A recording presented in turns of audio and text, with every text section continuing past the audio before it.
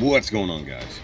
Welcome back to another SHOKY Quickie, and we are finally looking at the EAGLEMOSS official Star Trek or Starship collection USS Enterprise NCC-1701-A.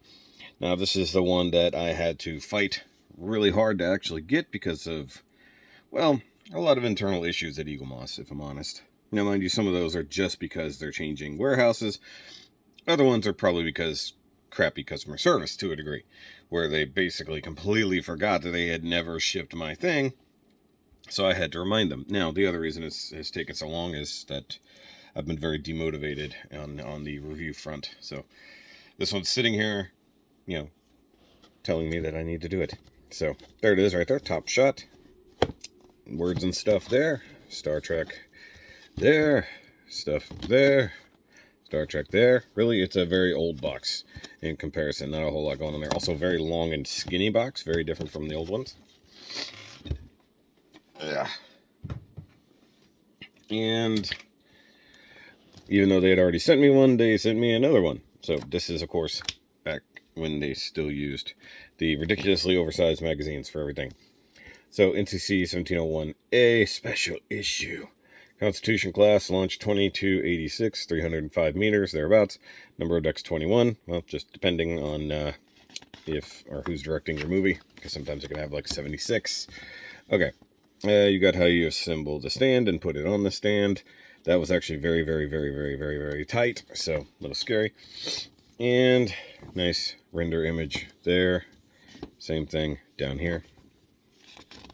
Okay, you got Return of Star Trek. So this is, you know, the motion picture. So after the series was done. I've actually never seen the original one, if I'm honest with you.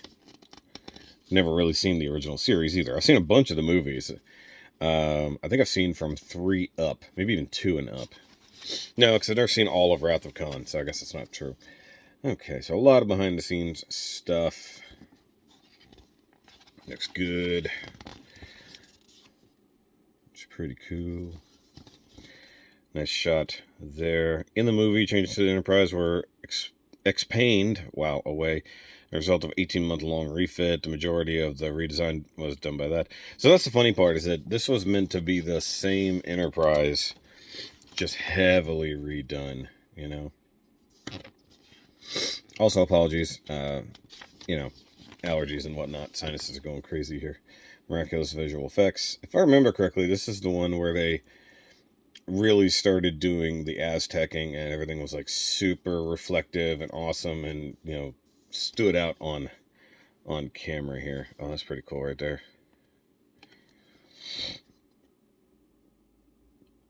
Oh, that's pretty neat. Okay. Dude, look at that. That's pretty cool. The V'ger cloud involved filming some piece of artwork from several different angles and combining results to get a definite shape. That's pretty cool, not gonna lie. Nice. Able team already designed and built upgrade version of the Klingon battlecruiser. That's pretty cool too. I don't have any Klingon stuff. I don't feel like I need to go down the rabbit hole too far on these things, but I don't know. We'll see. There's a few ships that are really, really cool. Oh, look at them. Look at shooting with miniatures. That's gorgeous. Okay. And, yep, that's it. So, nothing too crazy. I wish it was more about the ship itself and less about the movie, but it is what it is. And now it's time for something I have not said in a very, very, very long time. It's turntable time! Hope the batteries are still good. I haven't fired this thing up in months. Oh, there we go. Alright. So, yeah, just look at her. So pretty. I also feel like I need to lock the focus. There we go. Yeah, so the refit. It's nice and pretty. Big old neck there. Good big old thing going on here. Stuff. So the funny thing is, like, they show you the images, you know, at least of the render, and a lot of things are colored pretty differently, if I'm honest with you. But this thing does look really cool. Yeah, just look at her. Let's come down low and look at it from a low angle. Yeah. Look at all the pretty Aztecing and stuff. Really weird color change. I'll show that off closer here in a minute, but I just realized it. I haven't looked at this thing under proper lights yet. This is my first time really taking a look at it. Alright, going full handy cam here. So you can see they've got the nice light Aztecing across the surface. I don't need to focus there. Let's see, we got our logo there. Very similar top section there for the bridge. Looks pretty cool. One thing it's lacking is the red and green lights that are usually on each side, you know, starboard and port side. It's very colorful considering, you know. But this is what I was talking about. Look at this weird, like, greenish gray Aztecing and color system we've got going on here. And it continues on the inside of the pylons. That's interesting. Also kind of a hard seam line there, looks like. Or is it just a shadow? I like how they've made some windows dark so they stand out. That's pretty funny. Also, I really like the redo of the nacelles. They just look cool. And you can tell they're heading in a different direction at this point. So this is translucent. It's just dark or painted black. You can see it's got a slight bluish tint to it. Also, really nice Starfleet insignia there, shooting down the side. Looks great. Really nice translucent thing there. We also got our torpedo launchers there. Oh, let's turn her over here. Oh, sorry, I'm plugged in. I can't. Okay, so I'm going to take it off the stand, which is insanely tight, and I'm scared it's going to scrape the paint. Okay, I'm not taking it off the stand ever again. It's literally so tight I can't. Oh, I got some dirt going on under here. So, underside of the bridge.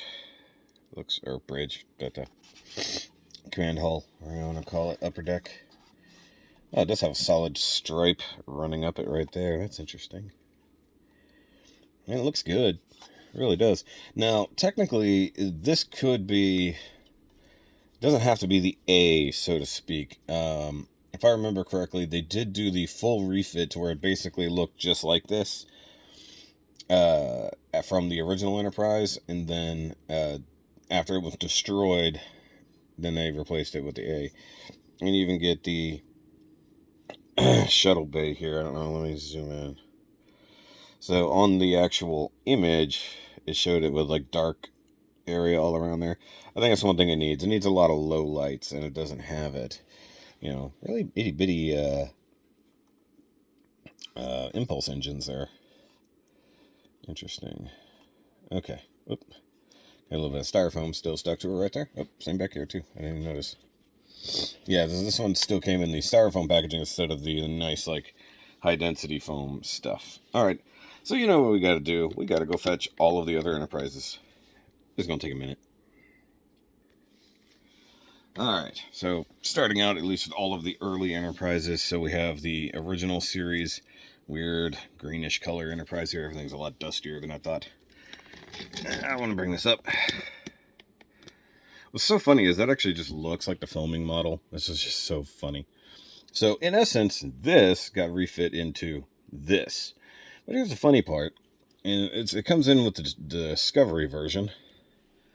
This one actually uses the kind of nicely rhomboid shaped pylons. So this actually looks more of an in-between, even though this one predates this one. Technically in the timeline, they're supposed to be the same ship, you know, with obvious, you know, 21st century makeover, you know. But, you know, eliminating this, in essence, you know, this is where it all began, you know. We went from this guy, got remade over into this one, which got destroyed, and then they just did another one, which I think, what was it, the something town, Yorktown got refit into the Enterprise after it was destroyed, right? All right, let me go see if I can fetch the B and E, the B and the C and the D. All right, so there's the original floor, so to speak. You know, it looks nice. I really do wish they had stuck with a scale, not a size, because, you know, this is definitely a much smaller ship, even though it's not. It's actually a bigger ship than that, and then this guy is supposed to be a lot smaller, but, you know, it is what it is. So that's all the ones I could get at the moment. And also, I kind of thought I bought the Excelsior, and then clearly I didn't. Yeah, I should probably still do that. And there we go, with the D and the E in there as well.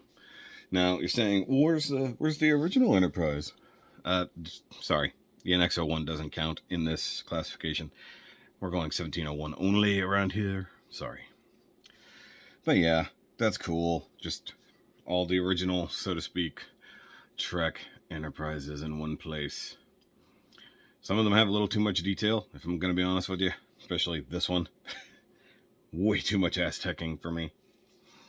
And then I still think the colors are off on that one, but that's always been a point of contention. Also, I guess the blue deflector dish light on the refit/A is also a thing where it's like, okay, it was supposed to be blue, but then later it's shown to be yellowy white, you know, just depending. And they're saying like, well, that was a filming error, but we're going to claim that that's just the level of power.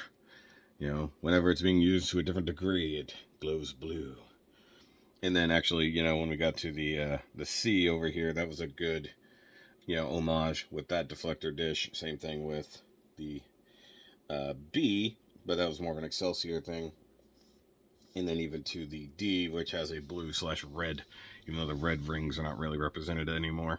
But it's still cool. I think also they had the same issue here with the E, so just filming real props.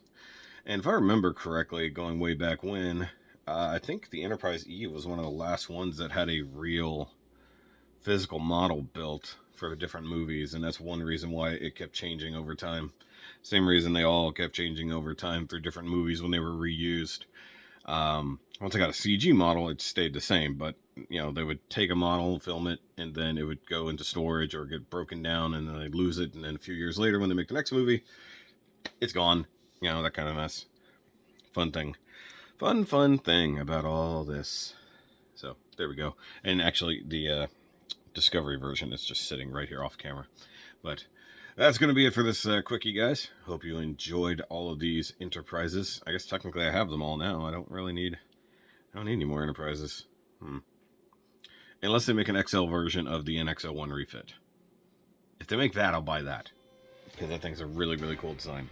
But I'll catch you guys on the next one. And as always, keep on nerding.